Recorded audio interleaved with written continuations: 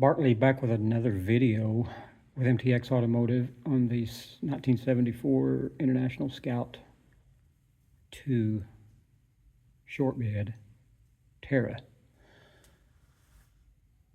So I got quite a bit of stuff done. I'm getting ready to move on to another phase of this, and I wanted to do a video and kind of catch everybody up on where I'm at. And as I said, I'm about ready to start refinishing some stuff, and so this is probably the last time you'll ever see some of this in metal. So I have got the floor pans, they're welded in, all the welds are ground off, and I've got some areas treated with acid etch, namely these darker spots you see here. And I've got the firewall, or what's that called? Not the firewall, bulkhead. The bulkhead is installed, which this is obviously the back of the cab. The other side's the front of the bed. It just bolts in, but I needed to have it bolted in place in order to have my bed sides in the right position, because I know this thing was undamaged. So as long as it's buttoned up tight like it's supposed to, that's going to be a factory dimension that's going to be correct. And so I've also got my quarter panels screwed into place so I can fit my door gaps before I weld the quarter panels up solid. So I needed to have this buttoned up tight so it's bolted in. It's not coming back out anymore. So these turned out pretty good. I'm very pleased with them, especially having just cut it out of a flat piece of metal myself and fit it in. You can see where I've ground off all of my spot welds, all the stitch welding along this seam, and then of course it was spot welded and stitch welded up here as well. And I've got a recessed area there for the cab bolt on both sides. I had to fab all that out, and this pinch weld for the rubber seal, door seal. All that had to be thought about and pre-planned. This center hump, at the center of the cab, that was all rotted out. I had to replace all of that and fab out and contort the hump to match the other one. And all of this metal is going to be like a thousandths or maybe 2/1000ths thicker than what was on this thing to begin with. So that's going to make it even more durable from that point of view. And so I guess since I've talked to y'all last, of course all this is welded in. I've got this piece, because it's in place. The top of it, it's got bolts that run down through the bulkhead down into that thread into that. So I had to weld nuts onto the back side to accept the bolts. And I can show you that. There you can see them. Bolts. There's one there, one there, one there. They're all the way across there, and so those are screwed into nuts that I welded on the back side of that piece I was just showing you. And so you can see that it bolts in all the way along the top up through there. The red paint you see is just a rust protection that I sprayed on there. It doesn't matter what color it is; it's all going to be bad linered anyway. But I just wanted some rust protection on that bare metal before I bolted everything in place.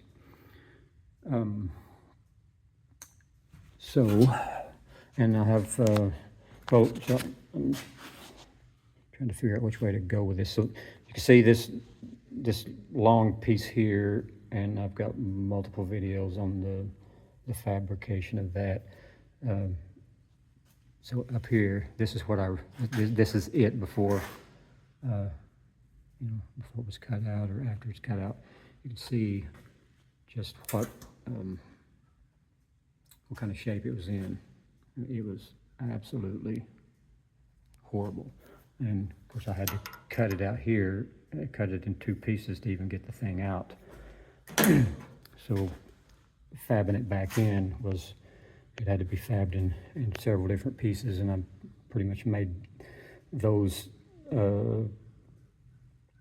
not really, well, they were cuts and bends at the 90-degree points to make it fit in there. And it worked, and it's just as stronger than what was in there before. And that, I'm not going to sugarcoat that is anyone that thinks that's not a job is delusional. It is absolutely a time-consuming project, because it's something that everything has to be thought about. You have to think about every aspect that you could go wrong in the future, that you'd have to come back and correct. And so yeah, but man, this thing, I mean, it looks just like it did, before it came out. The way everything, lapped over is just like it was from the factory. So this side here, it's turned out just the same. Looks very good. You see that this piece over here, I've got those welded into place. I just done that yesterday, so I've got to come back and buzz these spot welds off to clean them up. But that was the last thing that I had to do on that. I have mounted both of the doors in order to get an idea of what my gaps are like, and so I'm amazed at how good these are lining up. So we've got a body line here and here that those have to match up, no matter what. So, and there's another one here that has to match up as well. These quarter panels, just absolutely fantastic, the way they are, coming together. So this piece is a factory piece that was already on. It's an original piece, and it's just, I mean, absolutely nice the way this thing is matching up. It was hit pretty good right here, and I had to pull all that out, fix it, mud it, but it just turned out. I think it's going to look really, really nice. The other side, I had to get a new tail-out housing, so this is a new piece, and it fits just as good as the other side. I mean, it absolutely. I was just thrilled with the way that it fit.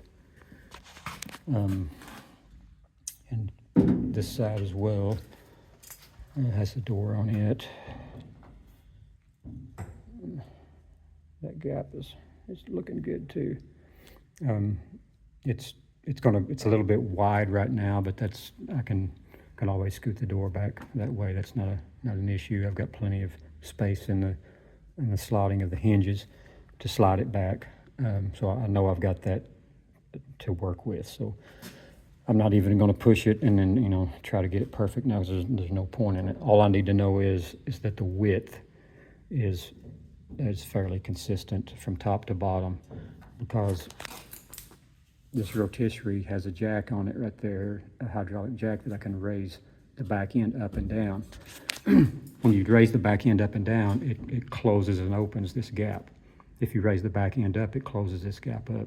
If you let it down, it opens it up. So I have very fine control via that jack with how these gaps look. So that's why I've got these doors hung up here like I have. And they're looking very nice.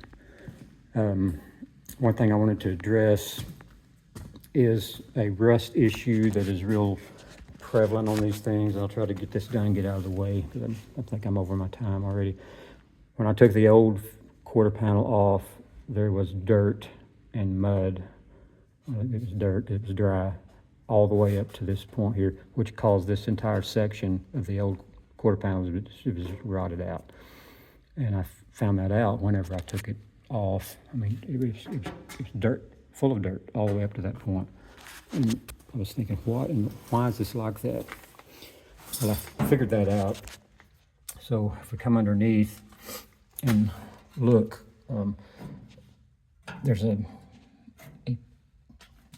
get some light on that. There's a piece right there. Let me see if I can hang it somewhere.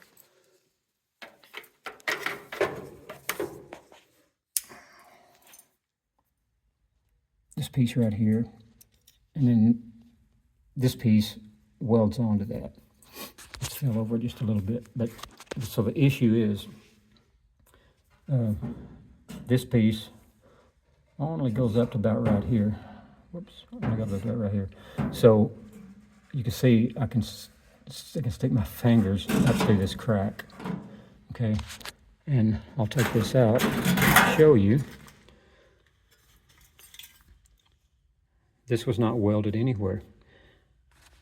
That was an open crack that I could stick my fingers into. That's how wide it was.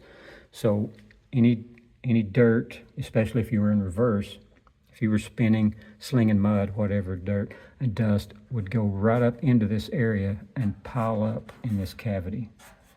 So that was what was completely full of dirt. And it was all because of this gap that was left from the factory. So I've already got a new piece cut out here for that. It's made out of thicker metal, but it will be welded and seam sealed from the back side to hopefully stop that from happening again. And that happened on both sides, and it's just absolutely horrible. So, and completely preventable, I might add, as well. So that is why those rot out so bad. It's because they have an open hole there that allows dirt and debris to get in there and settle. I mean, if you can imagine the wintertime, if you get stuck, you're trying to back up, you're slinging in salt and everything that's going to just eat that completely up. So, so going forward, these will be taken back off. I'm going to paint the back side of the quarter panels, refinish them, and then inside, all this inside here will be refinished as well with which is just a black epoxy paint and or urethane, I guess it is. That's what I've got. But I mean, it doesn't have to be prettier, and it's nothing fancy or important. It's just there to stop rust from forming. And so that's going to happen on both sides, and then at the same time I'll be doing the radiator support, engine bay, piece is right there. That's going to be painted black as well. I'll do all that at the same time. So that'll happen, be done. Once that is done, these will go back on and be welded up solid, and then be, at that point, the stage will be set for them to be painted. And so I'll do the quarter panels inside the door jambs and the front firewall. All that's going to be painted at the same time. Then secondly, to be painted will be the tailgate, which is over there on that roll around cart, that stainless steel cart is the tailgate. And then I've also got the top of the roof, which bolts on right here and kind of comes up. It's one piece. Then those will be done in a second painting operation. And that should finish up all of the paint on this thing. So that's the order of things at this point. Just wanted to bring everybody in so you can get an idea where I'm at and where I'm headed. Hope you enjoyed it. Later on.